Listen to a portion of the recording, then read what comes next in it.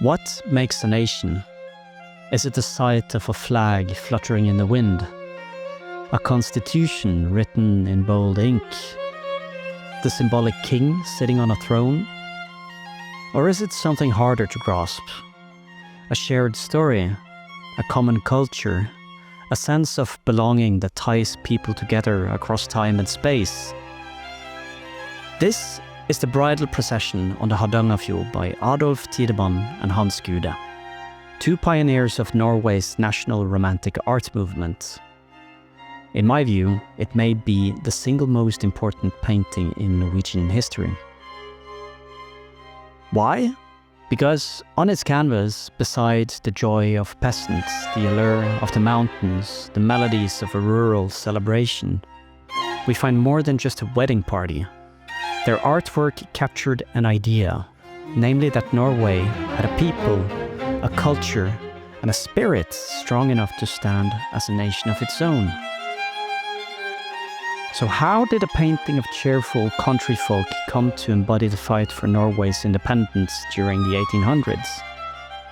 To answer that, let's take a look back into a time when art created a nation.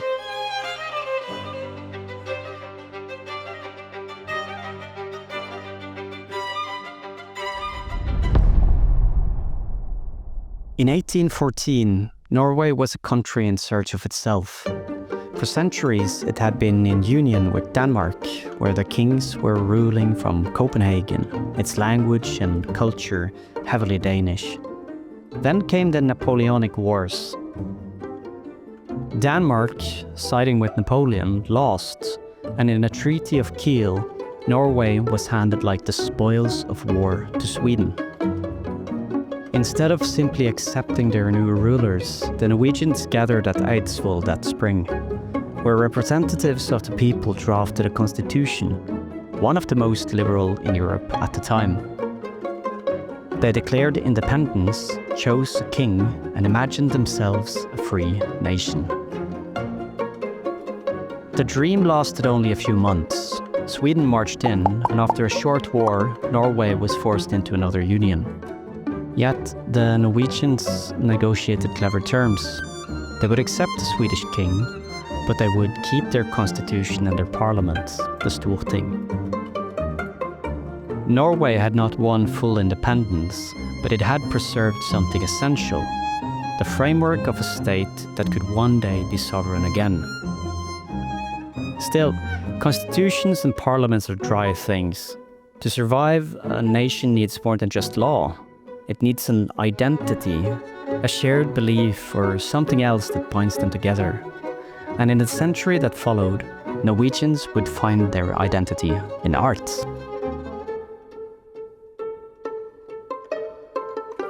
The early decades after 1814 were uncertain. Was Norway truly a nation, or just a province caught between greater powers? The answers began to appear on canvas. The Bergen-born painter Johan Christian Dahl turned his brush towards the fjords and mountains of his homeland.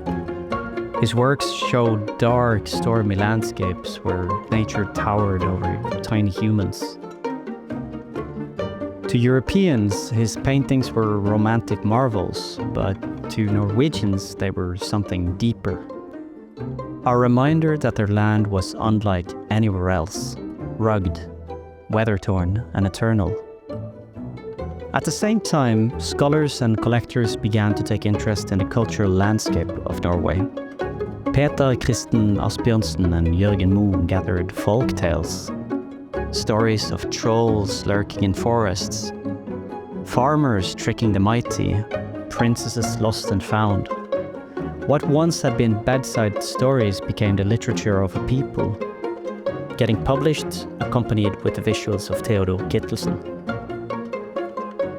And then there was Ivar Aasen, a self-taught linguist who walked from farm to farm, recording the many different dialects of the countryside. Out of his patchwork, he created a new written language, Nynorsk, or New Norwegian, as an alternative to the Danish-based bokmål, or book language, most upper-class citizens were accustomed to writing. It was a bold statement. Norway did not need to rely on any foreign language. It had its own voice, carved from the corners of the country. All of this mattered because in politics, Norwegians were often frustrated. The Swedish crown still tried to meddle with internal affairs. Representatives sent from Stockholm clashed with local politicians. Yet, in art, literature and language, Norwegians were quietly proving that they were not just a junior partner in a union. They were a people in their own right. By the mid-1800s, something new stirred. Farmers began to win seats in the Storting. The peasantry, long ignored, now held political power. And in art, they became the heroes of the national story.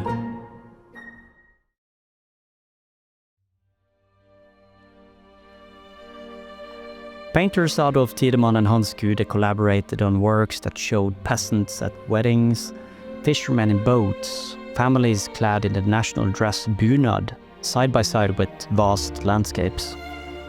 These were not just pretty pictures, they were a cultural call to arms. Norway's uniqueness did not lay in palaces or courts, but in the ordinariness of the lives of its people. Writers joined in. Bjørnstjerne Bjørnson, poet, novelist and eventually Nobel laureate, wrote plays and stories about peasant life, about freedom and dignity. He also gave Norwegians their national anthem, Ja, vi elsker dette landet. Yes, we love this country. When sung, it bound people together not around a king, but around their land and their shared culture. A testament to the unrelenting nature and hardships they had endured for centuries together. Even in music, one saw the same tendencies. Edvard Grieg and Ole Bull found inspiration in folk melodies and turned them into symphonies and musical pieces that are still revered today. When you listen to Grieg or Bull, you hear something unmistakably Norwegian at its core. With each of these brushstrokes, folktales and melodies, a new brick was placed in the foundation of Norway's national identity. Norwegians could finally say that they had their uniquely own culture, equal to any other country in Europe. While artists were shaping identity, politicians pushed against royal power. In the 1860s and 70s, battles raged between the Storting and the king over who truly governed the country. Finally, in 1884, victory came. Parliamentarism was established. The government now had to have the support of the elected representatives and not just a monarch's favor. Nearly overnight, Norway became one of the most democratic countries in Europe, and it was no accident that this triumph came at a time when Norwegians were most confident in their own culture. By then, Ibsen's plays were shocking and thrilling audiences in Berlin and London. Bjørnson's works were winning him international fame. Grieg's music echoed in concert halls around the world. Norway no longer seemed provincial. It seemed modern, capable, and alive. By the late 1800s, one issue overshadowed all others: foreign policy. Norway had become a maritime power, its merchant fleet among the largest in the world. But consulates abroad, the offices that protected shipping and trade, were controlled by Sweden. Norwegians demanded their own. Sweden resisted. Behind this dispute lay a century of growing confidence. Norwegians no longer saw themselves as the lesser half of a kingdom.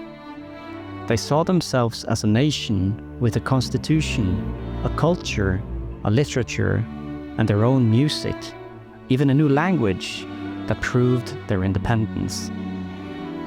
And even in art, the restlessness showed.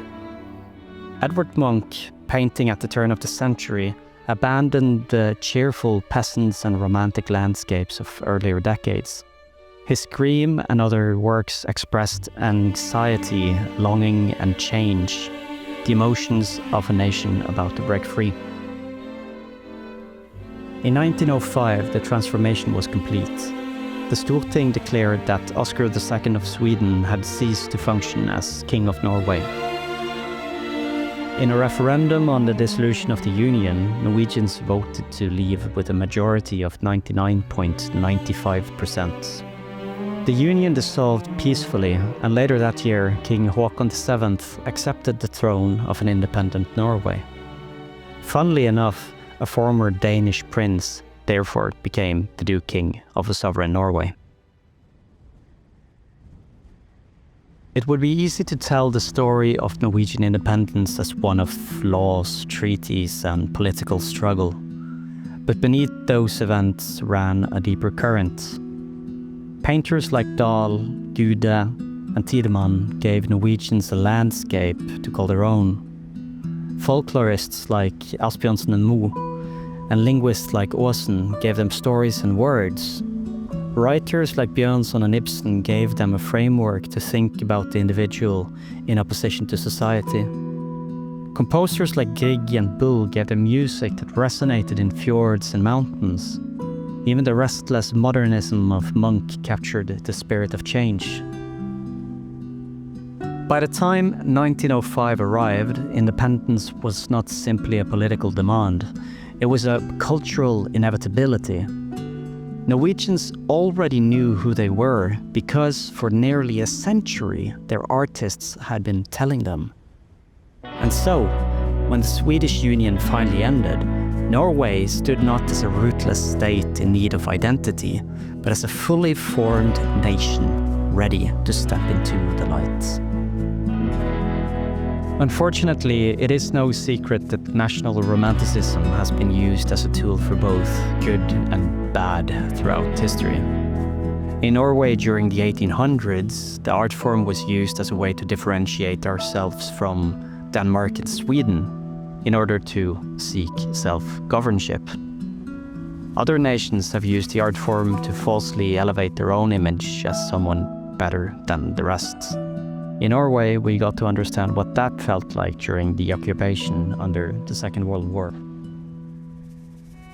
And therein lies the point of this video. The power of art is immense. Brush and pen, bow and fiddle, voice and words truly have the power to change the course of history. So make sure to use your tools as a source for something good. If you liked this video, please consider subscribing to the channel and pressing the thumbs up button. And if you did, I'd love to hear from you in the comments if you'd like to see more videos like this one. Thank you for watching to the end, and I hope to see you again next time.